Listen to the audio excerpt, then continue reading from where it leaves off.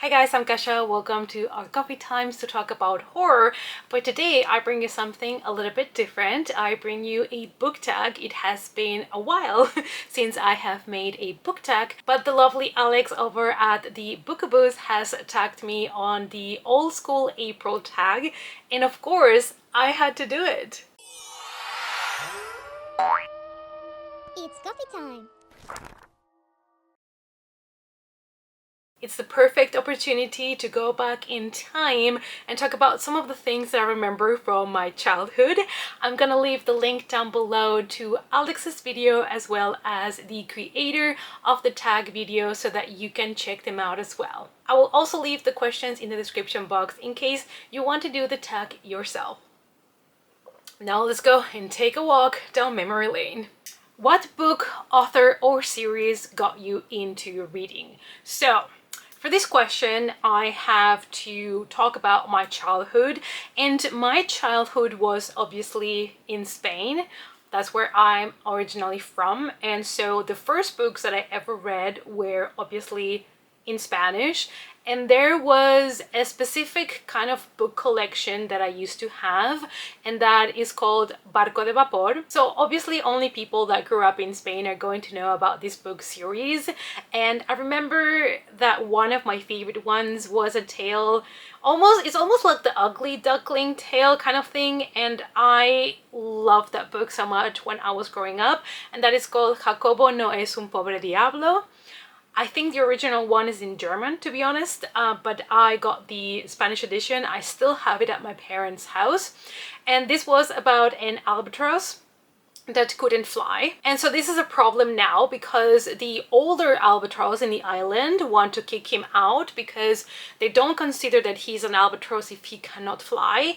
And so the family and the friends are really worried for him, but he insists that he has other talents and other things that he can do. He's just happy, you know, and he doesn't care that he cannot fly. He's just happy, and this is such a bittersweet story. It's heartbreaking. So I guess, you know, when I was younger, I was already gravitating towards things that were going to absolutely emotionally destroy me. That has not changed through the years. I feel like stories that can absolutely emotionally wreck me are always my faves. What author or book got you into your current favorite genre? So there is no news here that my favorite genre is horror, and one of the first authors that I read was obviously Stephen King, so I don't have a more original answer for you.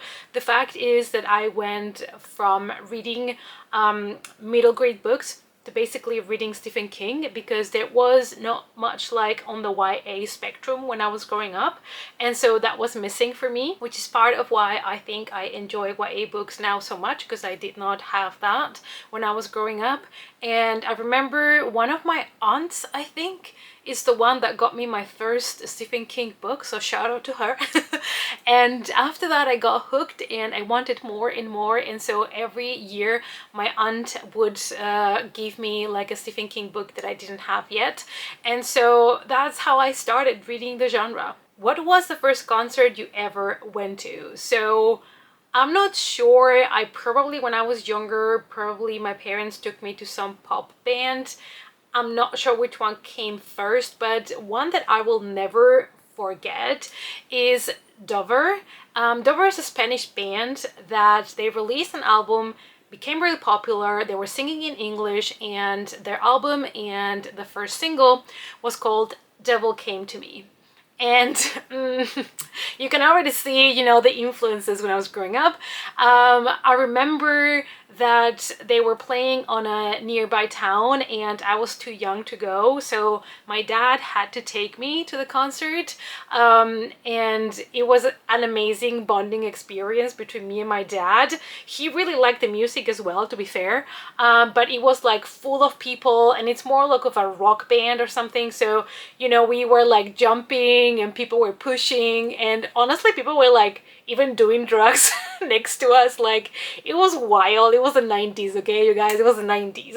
And I will never forget that experience, that concert. Like I said, I was young, and I went with my dad. He took me, and so I really appreciated that also my parents tried to do these things for me and take me even though I was young, and I can now cherish these experiences. And I would recommend you to check out the song. I'll leave it linked down below because I think it's still a banger if you ask me. So yeah, I had a lot of fun re-listening to this song this morning while I was preparing to do this tag, and it was a really nice memory to go back to it. What band or artist do you love but you never got to see live? So I would have to say here, there's obviously a couple that I never got to see live, but I think the one that I would have really, really loved to see on stage is Ronnie James Dio. I actually named one of my cats after Ronnie James Dio, but he sadly passed away a couple of years ago. And Dio, since he started with Rainbow and other bands, and then he also had his band Dio and all of that, he's been through different phases, but I've always really loved him and his voice. And I never got to see him live, so I was a little bit sad that that never happened for me. But yeah, it's one of those that, if I could go back in time, I kind of wish I would have seen him back in the day. What was your favorite cartoon growing up? So there are two cartoons that I barely remember because I watched them when I was really, really young. The first one was The World of David the Gnome, which was huge in Spain. I don't know if it went to other countries, but it was huge in Spain. And also Heidi. Like, Heidi was something that I was just mesmerized by, according to my parents. I don't remember, but my mom says that every time it would come on screen, I would be absolutely mesmerized. But I watched basically everything when I was growing up. I watched Inspector Gadget, I used to watch My Little Pony, Teenage Mutant Ninja Turtles, I used to watch Power Rangers, Rainbow Bright, Care Bears. Like, I would watch absolutely anything. But I also did have a phase where I was absolutely, completely obsessed with Dragon Ball and then Dragon Ball Z. Like, I was obsessed, and I would watch it with my cousin, I would watch it with my dad, and also really got into Dr. Slump back in the day. I still really love Arale, I love her. And yeah, so those are kind of like, I guess, the ones that I can remember the most. Name a TV show or a movie that is tied to a good memory. So it's hard, because I have memories from a lot of different movies. For example, Karate Kid is a movie that I used to watch with my cousin, and I have good memories of us watching the movie and having fun with it. But there is a movie that definitely changed my childhood, and that is Dracula. I have explained this before, but I went to a sleepover to my cousin's place, and we decided to watch a horror movie. I was 8 or 9 years old, and we put on the VHS tape of Dracula by Coppola, and I was changed. That night, that was my coming of age story. I grew up overnight. I became obsessed with blood and with vampires. So much so that I started having dreams of vampires coming to get me and kill me and stuff. But I kind of loved those nightmares. They were morbid and they were horrible, but I also kind of liked them. So I guess that's when I started to become the person that I am today. Name a movie from your childhood that you still love today. So again, there is multiple, options here. When it comes to cartoons, I was absolutely obsessed with The Lion King. I knew all the songs, and I was obsessed with that movie when I was a kid. I would play it over and over again. But there's also some movies that have scarred me for life. The Never-Ending Story. Hi. Trauma. If you were growing up when I was growing up, this movie probably broke you. And it's still one of those movies that I would rewatch anytime and love the story. And I was also really obsessed when I was a kid with The Wizard of Oz, the Judy Garland film. I was absolutely obsessed with that movie. I will play it over and over and over again as well. Name your first TV or movie crush. Now let's get to the nitty-gritty here. First of all, if you watched The Never-Ending Story and you didn't have a crush on Atreyu, how dare you? Like, how can you? How can you not? Obviously obsessed with Atreyu when I was growing up. Now let's talk about Ride Strong in Boy Meets World as Sean, the best friend of our main character. Obsessed with him. I had a thing for people with that haircut back in the day. The Devon Sawa haircut, another cutie. Devon Sawa, come on. Since Casper, please. Please, who didn't like Devon Sawa back in the day? Like, come on. So those were, I guess, the ones that caught my attention. But let's also talk about Third Rock from the Sun and about Josh Gordon-Levitt, because at the beginning of the show when he has the long hair, chef's kiss. What was a toy that you were obsessed with or collected as a kid? So when I was a kid, I don't think I really collected things. I did collect marbles at some point. Most of the things that I collected were things that you could play with. So there was something that was released, at least I believe in Europe. I'm not sure about other countries, but it was called Tazos, and you would basically buy bags of different types of chips, and they would have this kind of like round things on the inside, and you could play with them, you could trade them, and basically you were collecting them. And so I had a big bag of them, and then they started to bring newer ones with Pacman and all of that, you know, and I probably still have them somewhere in Spain. And that's something that I did actively try to collect. But some years ago, I started recollecting ponies, because My Little Pony was one of my obsession. Like, it's one of my favorite toys from my childhood, the little ponies. And I started some years ago looking for vintage ponies. Every time I go to flea markets and stuff like that, if I find ponies from the 80s and 90s, I'll get them. I don't like the new generations. Those are not for me, but the older ponies, yes please. Name a board game or a video game that you associate with your childhood. So I used to play a lot of board games with my parents, like Trivia Pursuit, and we played this Operation one. Like, I had multiple games with my girlfriends. I played like these typical games that you had to call boys or stuff like that.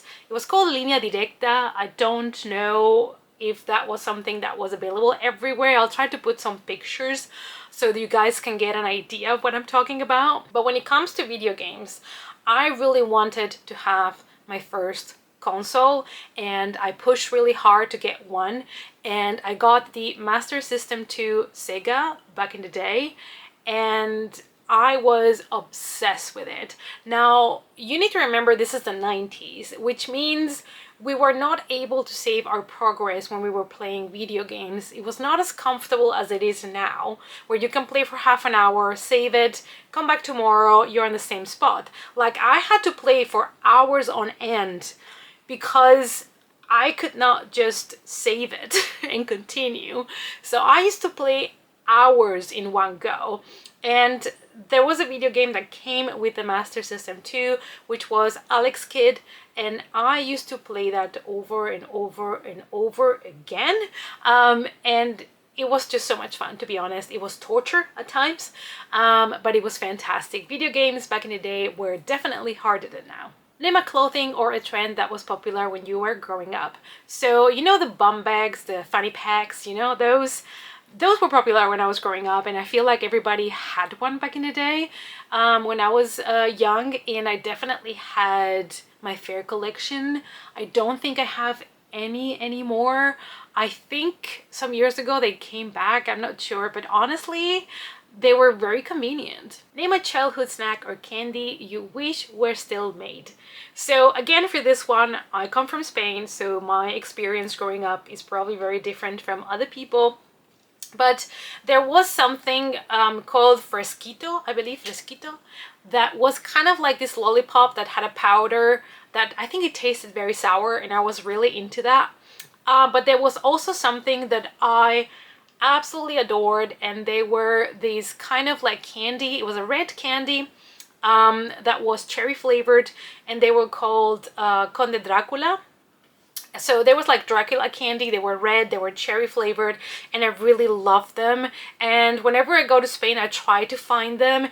It is hard. If you go to really huge like candy stores, sometimes they still carry them, but it's very hard to find, and I kind of wish I could buy these anywhere because I really like it. I feel like I used to love everything cherry flavored. I don't know if it was a flavor that was popular in the 90s, but I feel like a lot of things were cherry flavor in the 90s, and I was there for it. Thank you guys for going back in time with me. I hope that you enjoyed the answers to this tag. Let me know down below what is something from the 90s that was very dear to you. Maybe something that was only available in your country. Like, I would be really curious to know, things of the 90s that I've never heard of before. Let me know in the comments down below. Thank you guys, as always, so much for watching, and I hope to see you all in our next coffee time. Bye!